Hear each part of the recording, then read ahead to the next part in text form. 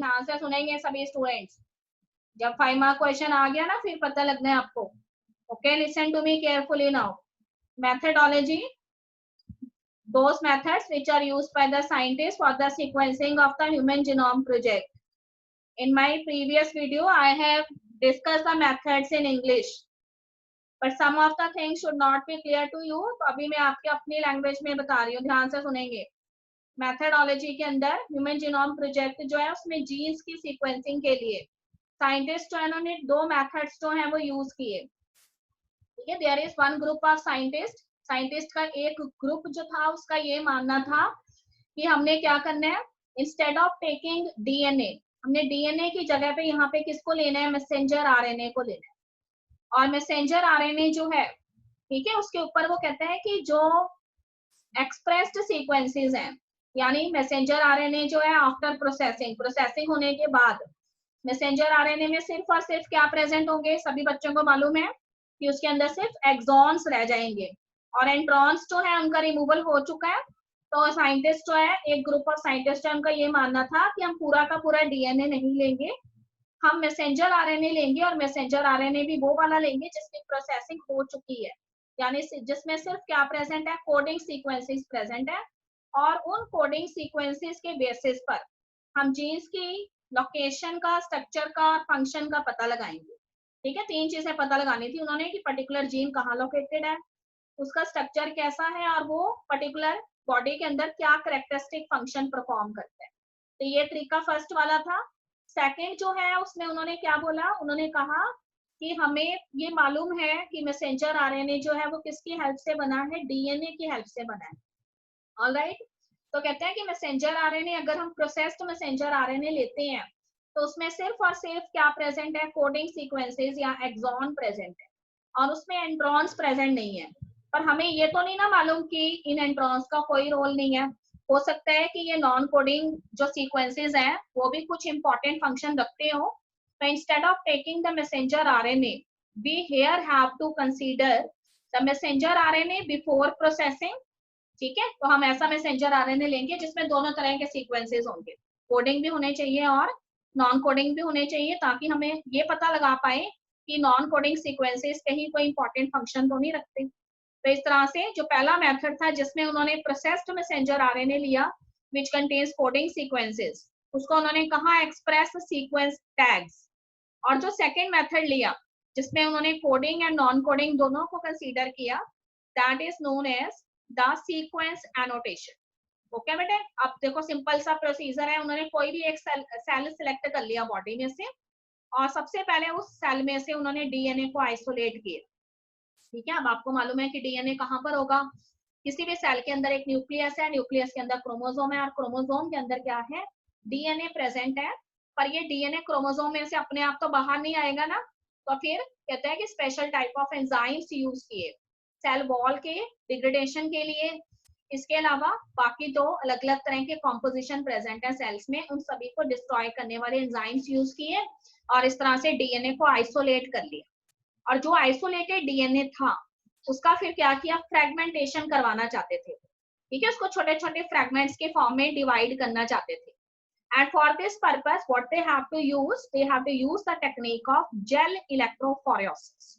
I have use the term gel electrophoresis. What is the full form? Agarose gel electrophoresis. ठीक है, तो इसमें आप इस तरीके से इसको समझेंगे कि हमारे पास एक कंटेनर है और उसके ऊपर हमने एग्रोज जेल जो है उसको डाल दिया है। एग्रोज जेल जो है वो सी बीड्स से तैयार किया हुआ एक खास तरह का जेल होता है और जब पहले वो कैसा होता है, लिक्विड फॉर्म में होता है, पर after some time when it get exposed with air तो उसका सॉलिडिफिकेशन हो जाता है। तो हमने एक कंटेनर के अंदर एग्रोज जेल डाल दिया है और उस कंटेनर की लेफ्ट हैंड साइड पे छोटे छोटे से पिट्स हैं और उन पिट्स के अंदर क्या डाला है, डीएनए डाला है। ओके बेटे, अब वो कहते हैं कि डीएनए जो है उसका पहले तो हमने फ्रेगमेंटेशन करवाना है, उसके बाद हमने क्या करना है, उन फ्रेगमेंट्स को सेपरेट करना है। तो जेल इलेक्ट्रोफोरेसिस की जो टेक्निक है वो फ्रेगमेंट्स को सेपरेट करने के लिए है। इससे पहले मैं आपको ये भी बताऊंगी कि फ्रेगमेंटेशन कैसे हुआ है। फिलहाल आप जेल इलेक्ट्रोफोरेसिस के बारे में समझ लें कि वो एक कंटेनर है और उस कंटेनर में हमने एग्रोस जेल डाला हुआ है, उसकी लेफ्ट हैंड साइड पे छोटे छोटे पिट्स हैं और उन पिट्स के अंदर हमने क्या करना है, डीएनए के सैंपल डालने हैं और कंटेनर की दोनों साइड पे वायर्स लगी हुई हैं ठीक है, एक वायर जो है वो पॉजिटिव टर्मिनल के साथ अटैच है एंड दूसरी वायर जो है राइट हैंड साइड वाली नेगेटिव टर्मिनल के साथ अटैच है। ठीक है, दोनों में से आप जिस साइड भी डीएनए डालेंगे उसकी अपोजिट वाली आप याद रखिए कि पॉजिटिव टर्मिनल वाली होगी।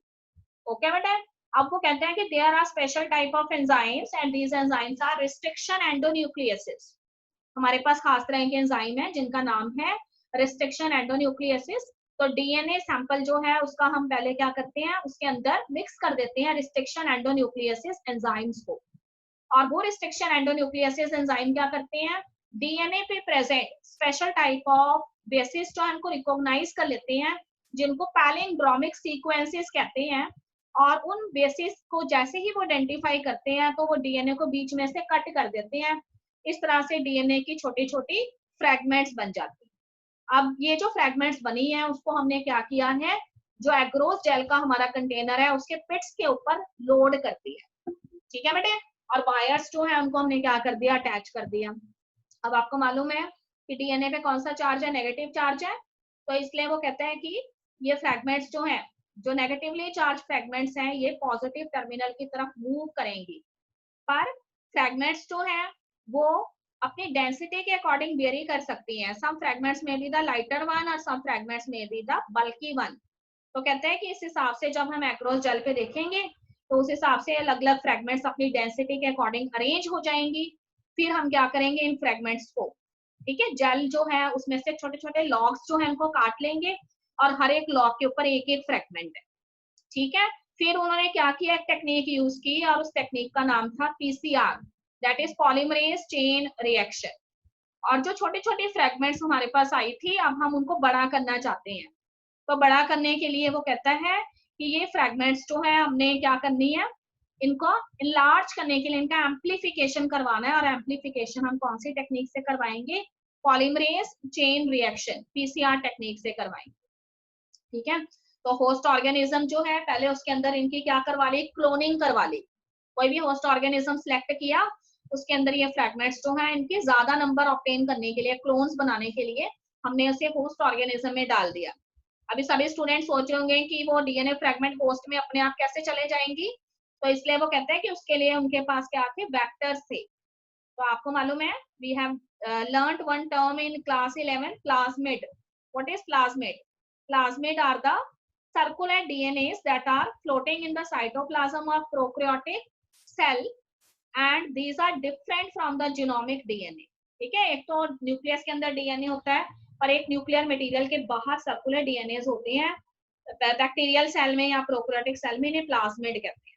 तो ये जो हमारी फ्रेगमेंट्स थी डीएनए की फ्रेगमेंट्स जो रिस्ट्रिक्शन एंडोन्यूक्लियस के बाद आई थी, कटिंग के बाद आई थी, उसको हमने क्या किया, प्लाज्मिड में डाला और ये प्लाज्मिड्स जो इनको होस्ट में इंसर्ट कर दिया। इस तरह से होस्ट में काफी सारे कॉपी बन गई इन फ्रेगमेंट्स की। फिर इन्हें होस्ट सेल में से आइसोलेट किया, आइसोलेट करके इनका एम्प्लीफिकेशन करवा लिया पीसीआर टेक्निक से। अब ये काफी बड़ी हो गई है साइज में। और अब हमने क्या करना है, अब वो कहते हैं कि there is a method that is used by the scientist at that time and that method is known as Sanger method. ठीक है, this method was given by the scientist Sanger. और साइंटिस्ट सैंगर जो थे उन्होंने क्या किए हुए थे, उन्होंने पहले से ही कुछ ऑटोमेटेड डीएनए सीक्वेंसर्स तैयार किए हुए थे। ठीक है, इसको आप ऐसे समझ सकते हैं कि ये कोई रेफरेंस डीएनए सीक्वेंसर्स हैं जो डीएनए के ऊपर जीन्स कहाँ पे लोकेटेड है उस आधार पे इनको बनाया गया है। तो फिर कहते हैं कि जो जो फ्रेगमेंट हमारे पास आई हैं उन फ्रेगमेंट्स पे प्रेजेंट बेसिस को हमने क्या किया, इन डीएनए सीक्वेंसर्स के साथ कंपेयर किया और जिसके साथ वो मैच करती थी वहां वहां पे हम उन फ्रेगमेंट्स को क्या करते गए, लगाते चले गए। तो इस हिसाब से वो सीक्वेंसर्स जो थे, ऑटोमेटेड सीक्वेंसर्स जो सैंगर ने तैयार किए थे, वो according to the location particular जो डीएनए सीक्वेंसेस हैं उनकी लोकेशन क्या है डीएनए पे, उसके बेसिस पे थे। तो जो हमारी फ्रेगमेंट्स थी हम उनको उसके ऊपर ओवरलैप करते चले गए और इस तरह से हमें पता लगता चला गया कि ऑटोमेटेड सीक्वेंसर जो है वो कौन सी पोजीशन ऑक्यूपाई करते हैं डीएनए स्टैंड में, और हमारी ये वाली फ्रेगमेंट जो है उसकी पोजीशन डीएनए स्टैंड पे क्या है। और इस तरह से उन्होंने क्या किया, जीन्स जो है उनकी लोकेशन का पता लगा लिया। ठीक है बेटे, लोकेशन भी पता लग गई है, स्ट्रक्चर भी पता लग गई है एम्प्लीफिकेशन की टेक्निक से। अब वो कहते हैं कि फंक्शन कैसे पता लगाएंगे साइंटिस्ट। तो फंक्शन के लिए उन्होंने क्या किया, पर्टिकुलर जीन जो है उसको सेल सिस्टम में से रिमूव किया। और फिर देखा कि वो जीन अगर रिमूव हो जाता है सेल में से तो सेल के अंदर कौन सा फंक्शन नहीं होता, ठीक है। तो सेल के अंदर जो फंक्शन नहीं हुआ, जो डेफिशिएंसी दिखाई दी, उसके बेसिस पे उन्होंने फाइंड आउट कर लिया कि ये जीन जो है वो सेल में ये इंपॉर्टेंट फंक्शन परफॉर्म करता था, क्योंकि इसकी वजह से ये प्रोटीन या एंजाइम बनता था। और अगर ये जीन रिमूव कर दिया जाए तो ये पर्टिकुलर एंजाइम या पर्टिकुलर प्रोटीन नहीं बनेगा और सेल में ये वाली डिसऑर्डर या डिजीज हो जाएगी। तो इस तरह से तीनों चीजें पता लगी, लोकेशन भी पता लग गया, स्ट्रक्चर भी पता लग गया एंड फंक्शन भी पता लग गया। तो उसके बाद उन्होंने क्या किया, जो इंफॉर्मेशन कलेक्ट हुई उनके पास, उसको क्या किया, डेटाबेस की फॉर्म में, एक प्रोग्राम की फॉर्म में कंप्यूटर में स्टोर कर दिया और उस प्रोग्राम को क्या किया, कोड वर्ड दे दिया, ठीक है। फॉर एग्जाम्पल एक कोड वर्ड दे दे 001, तो अगर मैं कंप्यूटर में ये वाला कोड वर्ड डालूंगी 001, तो मेरे पास जिस जीन का मैंने एनोटेशन किया है उससे रिलेटेड सारी इंफॉर्मेशन आ जाएगी। मुझे पता लग जाएगा कि डीएनए में कौन सी पोजीशन पे ये जीन प्रेजेंट है, उसका स्ट्रक्चर कैसा है और बॉडी के अंदर वो कौन सा फंक्शन परफॉर्म करता है।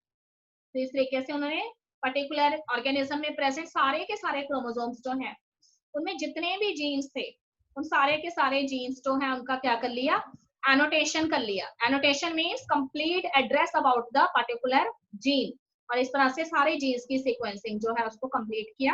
तो देखो बुक में एक चीज लिखी हुई है, इन द क्रोमोसोम 1 के बारे में बताया उसने। क्रोमोसोम 1 की जो कंप्लीट सीक्वेंसिंग थी, क्रोमोसोम 1 की कंप्लीट सीक्वेंसिंग जो है वो कब पूरी हुई थी, इन द ईयर 2006 में पूरी हुई थी उसकी सीक्वेंसिंग, और उसमें काफी टाइम लगा था।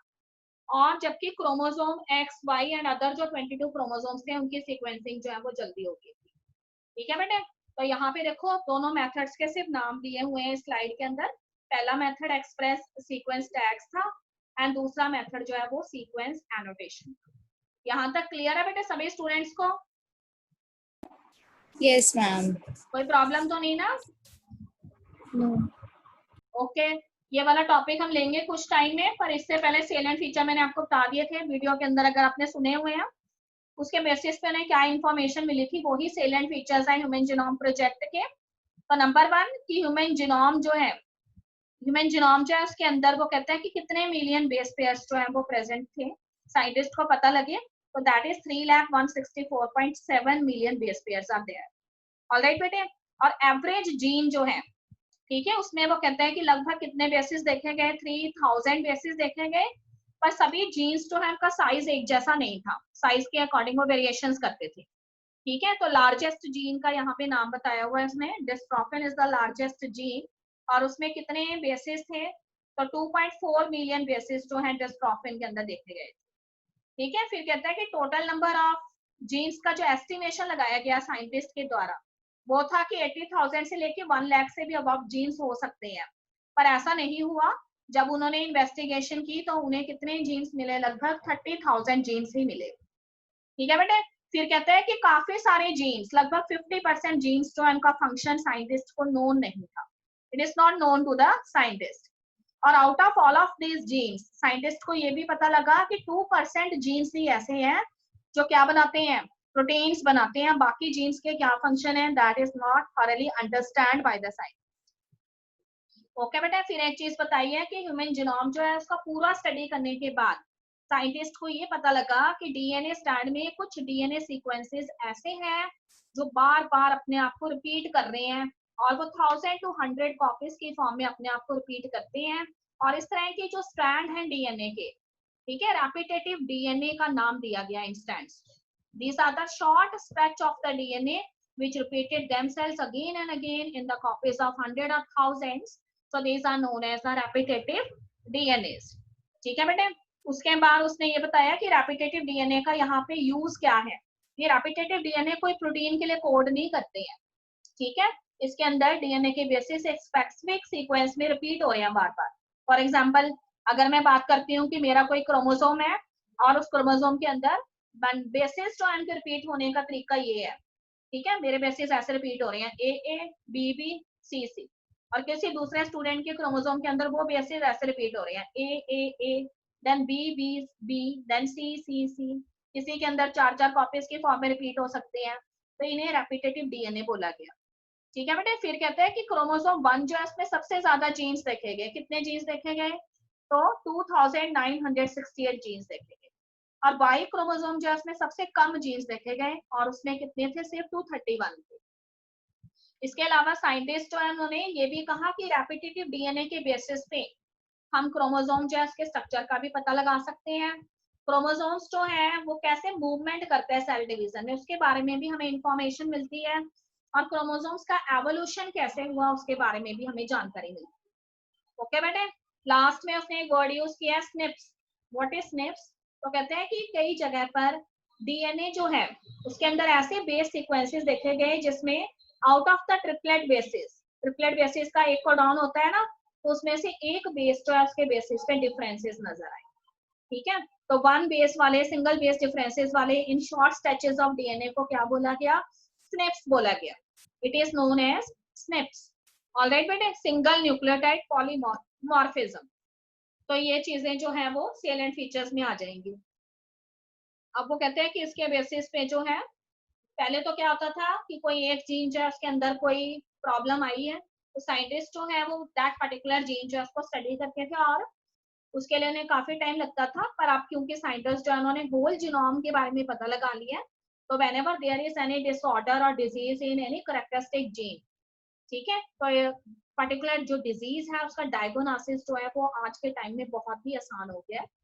तो किसी भी टिश्यू के अंदर, ऑर्गन में, किसी भी जगह पे कोई ट्यूमर आ जाता है अगर, तो फिर वो ट्यूमर जो है उसकी हिस्टोपैथोलॉजी जो है वो आसानी से की जा सकती है। तो ये जो टेक्निक है ह्यूमन जीनोम सीक्वेंसिंग की, ये काफी ज्यादा बून साबित हुई है। ऑलराइट बेटे, now I am coming on the very important topic and that is known as DNA fingerprinting. ठीक है, डीएनए फिंगरप्रिंटिंग एक ऐसी टेक्निक है जिसकी हेल्प से हम क्या कर सकते हैं, कोई भी दो इंडिविजुअल्स जो हैं उनमें पाई जाने वाली वेरिएशंस जो हैं या वेरिएंट कैरेक्टर्स जो है उनका पता लगा सकते हैं। तो कहते हैं कि डीएनए फिंगरप्रिंटिंग एक बहुत ही क्विक मेथड है, ठीक है, इन्वेस्टिगेट करने का। अगर कोई पर्टिकुलर पर्सन जो है उसने कोई क्राइम किया है, तो on the basis of the DNA present in that individual we can easily identify कि कौन सा इंडिविजुअल जो है क्राइम सीन में इन्वॉल्व था। हमें जो भी क्राइम सीन में से डीएनए मिला है, उस डीएनए सैंपल के साथ हम जिन लोगों के ऊपर हमें क्या है, हम सस्पिशियस समझते हैं जिन लोगों को, उनके डीएनए सैंपल्स कलेक्ट कर लेंगे और क्राइम सीन के डीएनए के साथ उनको मैच करेंगे, और उसके बेसिस पे हम पता लगा लेंगे कि which person is responsible for that particular crime. ठीक है, अब वो कहते हैं कि टेक्निक जो है वो है क्या। तो हमें मालूम है कि अगर हम जीनोम की बात करते हैं, ह्यूमन जीनोम की, तो 99.9% बेस सीक्वेंसेस जो हैं वो सभी ह्यूमन जीनोम के अंदर सेम है। ठीक है बेटे, तो कहते हैं कि बहुत ही थोड़े से ऐसे बेस सीक्वेंसेस हैं जो हर एक इंडिविजुअल के अपने यूनिक बेस सीक्वेंसेस हैं, यानी मेरे अंदर वो बेस सीक्वेंसेस मेरे होंगे, किसी और इंडिविजुअल में वो उसके होंगे, और उन्हीं के बेसिस पे हम उन दोनों इंडिविजुअल्स को क्या कर सकते हैं, एक दूसरे से डिफर कर सकते हैं। They have differences in their phenotypic appearance also. ठीक है, मैं अलग तरीके से दिखती हूँ, आप अलग तरीके से दिखते हैं, वो इसीलिए है क्योंकि 99% बेसिस तो हमारे अंदर सेम है, पर कुछ बेसिस जो है हमारे अंदर डिफरेंट है, और वो हमारे फिनोटाइपिक करेक्टर के लिए रिस्पॉन्सिबल है। ठीक है, अब साइंटिस्ट जो है उन्होंने ये कहा कि हर बार पूरा का पूरा जो ह्यूमन जीनोम है उसको स्टडी करना हमारे लिए पॉसिबल नहीं है। ठीक है, तो पूरा के पूरे जीनोम जो है उसको अगर हम स्टडी करने बैठेंगे, अगर हमने 3 × 10⁻⁹ बेस पे उसको हर बार स्टडी करना है, तो ये एक एक्सपेंसिव टास्क हो सकता है, एक लेंथी टास्क हो सकता है। और हमें ये तो पता लग ही गया है ह्यूमन जीनोम प्रोजेक्ट से कि 99.9% बेसिस क्या है, सेम है। तो कहते हैं कि instead of studying all the sequences of the DNA, why we are not studying only those base sequences which are different in two different individuals।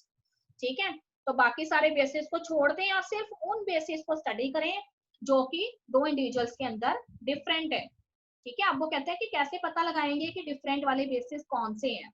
तो अभी अभी आपको मैंने बताया कि डीएनए जो है उसके अंदर खास तरह के शॉर्ट स्ट्रेचेस होते हैं डीएनए के, जिनमें क्या प्रेजेंट है, कुछ रेपिटेटिव डीएनए प्रेजेंट होते हैं।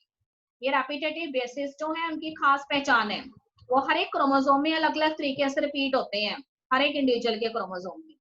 ठीक है, कईयों में वो 2 कॉपीज की फॉर्म में रिपीट हो रहे हैं, कईयों में 3 कॉपीज की फॉर्म में, कईयों में 4 में, कईयों में 5 में, ऐसे उनका रेपिटेशन का एक पर्टिकुलर पैटर्न है।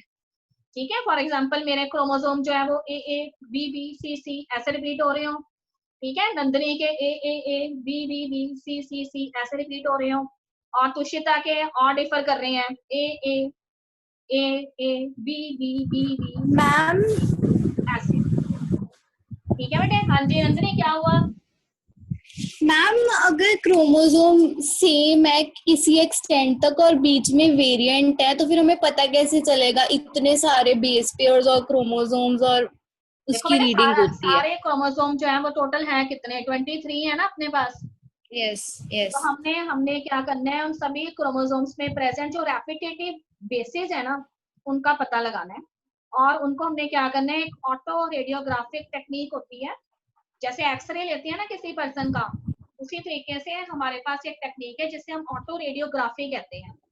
उससे हर एक क्रोमोसोम जो है उसमें वो रेपिटेटिव बेसिस जो है वो बैंड्स की फॉर्म में अपीयर हो जाएंगे, ठीक है। तो जैसे मेरा पूरा का यस पूरा कैरियोटाइप है, मेरे मान लो 23 क्रोमोसोम है, तो मेरे 23 क्रोमोसोम का एक पूरा का पूरा मेरे पास पैटर्न आ गया कि मेरा क्रोमोसोम 1 किस तरीके से रिपीट हो रहा है, 2 कैसे हो रहा है, ठीक है, ऐसे करके मेरे 23 आ गए, आपके भी 23 आ गए, ठीक है। तो दोनों जो हमारे पास क्या आई हैं, शीट्स आई हैं जिसपे मेरे बैंड्स हैं और आपके बैंड्स प्रेजेंट है, उनको हम क्रोमोसोम की तरह से एक दूसरे के साथ कंपेयर करेंगे।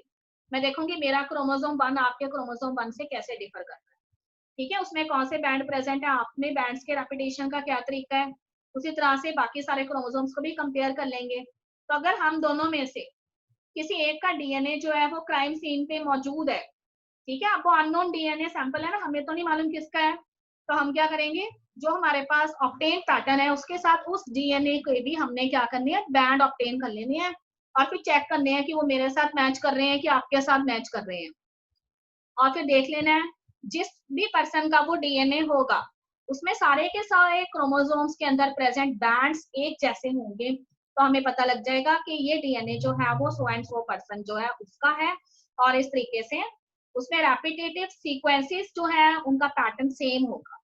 इस तरह से हम उससे पता लगा सकते हैं दो केसेस के बारे में, क्राइम सीन्स के बारे में या फिर डिस्प्यूटेड पेरेंटेज के बारे में। सपोज करिए कि कोई चाइल्ड है और चाइल्ड जो है उसके फादर या मदर जो है वो ये एक्सेप्ट नहीं कर रहे कि वो चाइल्ड उनका है, तो उस केस में कहता है कि पेरेंट्स में से इनहेरिटेड करेक्टर चिल्ड्रंस में आते हैं, तो काफी ज्यादा जो इनके अंदर सिमिलैरिटीज होती हैं डीएनए को लेकर, तो इस तरीके से उनके बेसिस पे भी हम आइडेंटिफाई कर सकते हैं कि चिल्ड्रंस जो है उनके पेरेंट्स कौन से हैं, ठीक है बेटे। इससे पहले एक चीज मैं आपको बताना चाहूंगी कि साइंटिस्ट है कि उन्होंने ये टेक्निक कैसे शुरू की, तो कहते हैं कि सबसे पहले उन्होंने क्या किया, कोई भी डीएनए जो है उसको सेल में से उन्होंने आइसोलेट कर लिया, और उसके बाद वो डीएनए जो है उसका सेंट्रीफ्यूगेशन किया, ठीक है बेटे। Centrifugation is a technique in which we can easily separate the macromolecules on the basis of their density. तो हम सेंट्रीफ्यूज के अंदर हमने डीएनए सैंपल डाल दिए और इस मशीन को हमने जोर जोर से रोटेट किया, तो कहते हैं कि जो हमारा डीएनए था, ठीक है, उसमें कुछ डीएनए जो है वो लाइटर डेंसिटी वाले थे, कुछ पार्ट उसके, और कुछ पार्ट जो है वो काफी बल्की थे, तो जो बल्की डीएनए थे वो सेपरेट हो गए और उन्होंने एक मेजर पीक बना ली, ठीक है, और जो लाइट डीएनए थे वो भी सेपरेट हो गए डेंसिटी के बेसिस पे और उनकी भी एक लोअर पीक बन गई। अब जो बड़ी पीक हमें मिली है, मेजर पीक मिली है, वो बल्क जीनोमिक डीएनए की है, उसको हमने अलग रख दिया। ये ऐसा जीनोम है जिसके अंदर 99.9 बेसिस कैसे हैं, सेम है। और जो छोटी पीक हमारे पास आई है लाइट डीएनए वाली, ठीक है बेटे, उसको वो कहता है कि ये कौन सी है, रेपिटेटिव डीएनए की है, जिसको हम सैटेलाइट डीएनए भी कहते हैं, और इसके अंदर भी दो कैटेगरीज है, ठीक है। तो इसके अंदर कुछ जो है अपने बेस पेयर्स के बेसिस पे, सेगमेंट के बेसिस पे वेरी करते हैं, तो इसको भी हमने दो कैटेगरीज में रखा है, दे में भी इधर माइक्रो सैटेलाइट्स और दे में भी इधर मिनी सैटेलाइट्स, ठीक है। इस बात पे डिपेंड करता है कि उनमें बेस सीक्वेंसेस कौन से हैं, उनकी सेगमेंट कितनी है बेसिस की, ठीक। अब वो कहते हैं कि हमने सिर्फ और सिर्फ काम में कौन सी चीज यूज करनी है, हमने सिर्फ और सिर्फ लाइट बैंड, लाइट पीक जो है उसको यूज करना है, जिसके अंदर के हमारे पास क्या आए थे, माइक्रो और मिनी सैटेलाइट्स आए थे, ठीक है। इसको हमने डीएनए फिंगरप्रिंटिंग के लिए यूज करना है, बल्क जीनोम को यूज नहीं करना। अब वो कहते हैं कि इसकी एक खास बात है, इसमें बहुत बड़े लेवल पे क्या पाया जाता है, पॉलीमॉर्फिज्म पाया जाता है। तो what is polymorphism, polymorphism is the variations at the genetic level, ठीक है। तो कहते हैं कि रेपिटेटिव डीएनए जो है इनमें बहुत ज्यादा वेरिएशंस पाई जाती हैं। अब सवाल ये उठता है कि ये वेरिएशंस इन रेपिटेटिव डीएनए में कैसे आई। So this repetitive DNA has high degree of polymorphism because of the result of mutations. I have told you earlier what is mutation. Mutation is a random change in the genetic material. ठीक है, तो कहते हैं कि genetic material जो है उसमें changes आती रहती हैं रैंडमली, कई बार कुछ एनवायरमेंटल फैक्टर्स या कुछ फिजिकल या केमिकल एजेंट्स की वजह से। तो ये वेरिएशंस जो होती हैं वो जनरेशन टू जनरेशन पास होती रहती हैं from parents to the offspring, क्योंकि ये म्यूटेशंस जो है वो सोमैटिक सेल्स में भी होती हैं और जर्म सेल्स में भी होती हैं, पर जर्म सेल्स में ये रिप्रोडक्शन के ऊपर कोई इफेक्ट नहीं डालती। तो इसलिए पेरेंट्स जब ऑफस्प्रिंग्स को बर्थ देते हैं तो उस समय कहते हैं कि ये जो म्यूटेशंस की वजह से वेरिएशंस आई होती हैं वो ऑफस्प्रिंग्स में एज इट इज चले जाती हैं, और इस तरह से ऑफस्प्रिंग्स के डीएनए में भी ऐसे रेपिटेटिव डीएनए होते हैं जिनमें हाई लेवल ऑफ वेरिएशंस होती हैं। ठीक है, तो इसी पॉलीमॉर्फिज्म को, इसी वेरिएशंस को हमने बेस बनाकर किस पर्पस के लिए यूज करना है, डीएनए फिंगरप्रिंटिंग के लिए यूज करना है। ठीक है बेटे, तो हमने ऐसे डीएनए सेलेक्ट करने हैं रेपिटेटिव डीएनए जिसमें ज्यादा से ज्यादा क्या होनी चाहिए, वेरिएशंस होनी चाहिए, जिसे हम पॉलीमॉर्फिज्म कहते हैं। ओके बेटे, अब वो कहता है कि टेक्निक जो है उसको पहली बार जिस साइंटिस्ट ने दिया था उनका नेम था एलेक जेफरी। अब मैं आपको ये बताने जा रही हूँ कि जेफरी जो थे उन्होंने किया क्या था। तो सबसे पहले उन्होंने कोई भी एक सेल सेलेक्ट किया और उसमें से डीएनए को आइसोलेट कर लिया, वो मैं आपको बता चुकी हूँ कैसे आइसोलेट करते हैं डीएनए। ठीक है बेटे, उसके बाद डीएनए जो है उसके ऊपर कौन से एंजाइम अप्लाई किए, तो डीएनए के ऊपर एंजाइम अप्लाई किए रिस्ट्रिक्शन एंडोन्यूक्लियोसिस। और आपको पता है कि रिस्ट्रिक्शन एंडोन्यूक्लियोसिस मॉलिक्यूलर सीजर होते हैं और वो डीएनए को कट कर देते हैं फ्रैगमेंट्स की फॉर्म में फ्रॉम द विद इन। ठीक है, बीच में से डीएनए को कट करते हैं छोटी छोटी फ्रैगमेंट्स में। अब ये जो छोटी छोटी फ्रैगमेंट्स बन गई उनको उन्होंने सेपरेट किया कौन सी टेक्निक से, इलेक्ट्रोफोरेसिस से। वो भी मैं आपको बता चुकी हूँ कि इलेक्ट्रोफोरेसिस क्या होता है। और फिर उसके बाद वो कहते हैं कि जो डीएनए की फ्रैगमेंट्स हमारे पास आई है, ठीक है, अब वो डीएनए की फ्रैगमेंट्स जो है उनको उन्होंने क्या करना है, उनको उन्होंने एक खास तरह की मेम्ब्रेन के ऊपर पास करना है जिसको हम नाइट्रोसेलुलोज फिल्टर्स कहते हैं।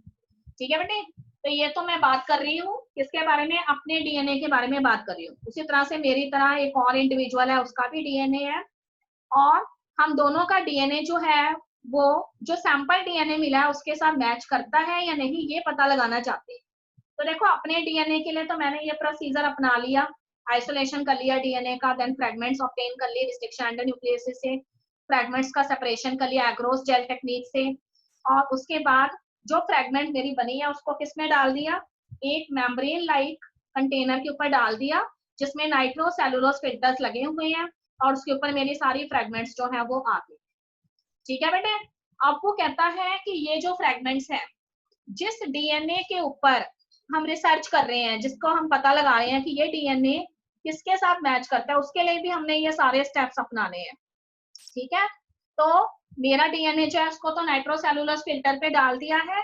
अब जो प्रॉब डीएनए है जिसकी इन्वेस्टिगेशन चल रही है उसको भी मैं क्या करूंगी, उसी नाइट्रोसेलुलोज मेम्ब्रेन के ऊपर डाल दूंगी। अब देखो दोनों में से क्या होगा, मेरे डीएनए के साथ मिलते जुलते कुछ बेसिस जो हैं वो किसके ऊपर प्रेजेंट होंगे, उस प्रॉप डीएनए में भी प्रेजेंट होंगे। तो वो प्रॉप डीएनए जो है वो फटाफट आकर जो डीएनए फ्रैगमेंट्स हैं मेरे डीएनए के उसके ऊपर आके अपने आप को क्या कर लेंगे, ओवरलैप कर लेंगे। ठीक है, अब हमने क्या करना है, अब हमने उसको क्या करना है, हाईलाइट करना है उन रीजन्स को जहां पर सैंपल डीएनए जो है जिसे प्रॉप डीएनए मैंने बोला है और जो पर्टिकुलर इंडिविजुअल का डीएनए है उसमें क्या हुई है, हाइब्रिडाइजेशन हुई है। तो उन रीजंस को हमने क्या कर लिया, हाईलाइट कर लिया, और उसके बाद नाइट्रोसेलुलोज पे प्रेजेंट ये जो ओवरलैप्ड फ्रैगमेंट्स हैं उसको हमने एक फोटोग्राफिक प्लेट के ऊपर डाल दिया। ठीक है, with the help of auto radiographic technique, और उस फोटोग्राफिक प्लेट के ऊपर क्या आ जाएंगे, जहां जहां पे भी क्रोमोसोम्स में डीएनए जो है फ्रैगमेंट्स की ओवरलैपिंग हुई है वो बैंड्स के फॉर्म में उस फोटोग्राफिक प्लेट के ऊपर अपीयर हो जाएंगे। ठीक है बेटे, तो उसके बाद वो कहते हैं कि इस तरह के बैंड्स जो हैं वो हमारे पास प्रॉप डीएनए के लिए भी आ जाएंगे, हमारे पास जो इंडिविजुअल डीएनए है उसके लिए भी आ जाएंगे, जितने भी हमारे पास डीएनए है हम सबके हमारे पास इस तरह के बैंड्स आ जानी है। फिर हमने चेक कर लेना है प्रॉप डीएनए के बैंड्स जो हैं वो सभी में से किसके साथ मैच कर रहे हैं, तो जिसके साथ मैच करेंगे वही पर्सन जो है उसी का प्रॉप डीएनए होगा। ओके बेटा, दिस इज क्लियर। अब देखो यस इसमें मैम। इसने एक टर्म यूज की है VNTR, that is variable number of tandem repeats. ठीक है, तो variable number of tandem repeats जो है वो रेपिटेटिव डीएनए के उस पार्ट को बोला गया है जिसमें बहुत ज्यादा लेवल पे पॉलीमॉर्फिज्म या वेरिएशंस होती है। ठीक है, तो इस तरह से हम क्या करते हैं, किसी भी प्रॉप डीएनए जो है उसको चेक कर लेते हैं कि वो कौन से इंडिविजुअल के डीएनए के साथ मैच कर रहे हैं। तो इस तरह की चीजें जो है वो कुछ क्रिटिकल केसेस में यूज की जाती हैं डीएनए फिंगरप्रिंटिंग की। ठीक है, फॉर एग्जांपल जैसे रेप केसेस हैं, तो इंसिडेंस जो है वो हो चुका है और हमें वहां पे कुछ ब्लड के सैंपल मिले हैं और उस ब्लड के सैंपल से हमने डीएनए आइसोलेट कर लिया और जिन जिन लोगों पे हमें शक है उनके भी हमने डीएनए आइसोलेट कर लिए हैं। उसके बाद ये सारे स्टेप हमने यूज किए दोनों डीएनए के लिए। First is isolation of DNA, by then fragmentation of DNA by restriction endonucleases, then separation of the DNA fragments of both type of DNA by gel electrophoresis, and then putting of these fragments over the nitrocellulose filters. ठीक है, then mixing both the DNAs. What happened if the same type of overlapped fragments are present in both the DNAs? तो उनकी क्या हो जाएगी, आपस में overlapping हो जाएगी, हाइब्रिडाइजेशन हो जाएगी और हाइब्रिडाइज्ड फ्रैगमेंट्स को हाईलाइट करने के लिए, बैंड्स के फॉर्म में हाईलाइट करने के लिए हम ऑटो रेडियोग्राफिक टेक्निक यूज करेंगे। उसमें हमारे पास हाईलाइटेड बैंड्स आ जाएंगे, हमें पता लग जाएगा कि ये बैंड्स जो हैं वो दूसरे जो डीएनए है उसके साथ मैच कर गए हैं क्रोमोसोम वाइज। तो हमें पता लग जाएगा कि ये वाला जो डीएनए है, सैंपल है, प्रॉप डीएनए जो है जिसकी इन्वेस्टिगेशन चल रही है वो सो एंड सो पर्सन का है। और इस तरीके से हम जो है पर्सन जो है, बेशक वो वहां मौजूद नहीं है इस टाइम पर, हम उसके डीएनए के बेसिस पे ये पता लगा लेंगे कि इस पर्सन ने जो है ये पर्टिकुलर क्राइम किया है। ठीक है बेटे, तो इससे बहुत सारे केसेस जो हैं वो इंडियन हिस्ट्री के अंदर सॉल्व किए गए हैं। अगर आपको याद है, there is one case very much famous and it is known as Tandoor कांड। ठीक है, तंदूर कांड में क्या हुआ था, हस्बैंड जो था एक, उसने अपनी वाइफ जो है उसके छोटे छोटे से पीसेस करके उसकी बॉडी के उसको तंदूर में डाल दिया था और काफी सारी जो उसकी बॉडी जो थी वो खत्म हो गई थी। उसके बाद जो ऐश थी, आपको बताया था ना कि डीएनए जो है उसकी प्रॉपर्टीज जो है वो पूरे तरीके से खत्म नहीं होती है। तो उसमें से उन्होंने डीएनए सैंपल्स इकट्ठा किए और उसके बेसिस पे पता लगाया कि जो बॉडी जलाई गई है वो एक्चुअली किसकी है। तो इस तरह से उसका जो हस्बैंड था वाइफ का, उसको उसके बेसिस पे इम्प्रिजनमेंट हुई थी। ठीक है, there is one another case that is solved by DNA fingerprinting in Indian history and that is the case of ND Tiwari. ND Tiwari was a famous person, a famous leader of Congress. और ND Tiwari जो थे उन्होंने जो है अपनी जो secretary थी, ठीक है, उनके साथ उनके रिलेशंस रहे हैं एंड उसके बाद उनका एक सन जो है उसका बर्थ हुआ और उसका नेम राहुल था। और काफी समय तक जो ND तिवारी थे कांग्रेस के फेमस लीडर, वो राहुल जो था, जो उनका बायोलॉजिकल सन था, उसको एक्सेप्ट नहीं कर रहे थे। और उसके बाद उनके डीएनए सैंपल्स लिए गए और डीएनए सैंपल्स के बेसिस पे जो है ये पता लगाया गया कि जो उनका बायोलॉजिकल सन है राहुल, उसके साथ उनका डीएनए मैच कर गया था और इस तरीके से फाइनली उनको एक्सेप्ट करना पड़ा कि ये उनका अपना बेटा है। ठीक है, तो ऐसे कई सारे केसेस जो हैं डिस्प्यूटेड पेरेंटेज के, क्राइम सीन्स के डीएनए फिंगरप्रिंटिंग के बेसिस पे सॉल्व किए। ओके बेटे, is there any problem? No ma'am. हाँ जी, एनी प्रॉब्लम बेटे regarding DNA fingerprinting? Ma'am twins के सेम होते हैं ना? हाँ, ट्विन्स में लगभग सेम रहेंगे बेटे। उसमें वेरिएशंस जो हैं, देखो वेरिएशंस के अकॉर्डिंग उसमें थोड़ी बहुत आ सकती हैं, वैसे ज्यादातर जो है वो सेम रहते हैं बिकॉज ये इनहेरिटेड होते हैं। अभी बताया ना आपको कि जर्म सेल्स में भी अगर म्यूटेशन होती है तो वो भी ऑफस्प्रिंग्स के बर्थ के ऊपर कोई ऐसा नहीं डालती और वो म्यूटेशन चाहे सोमेटिक सेल्स की हैं या जर्म सेल्स की, एज इट इज ऑफस्प्रिंग में चले जाती हैं।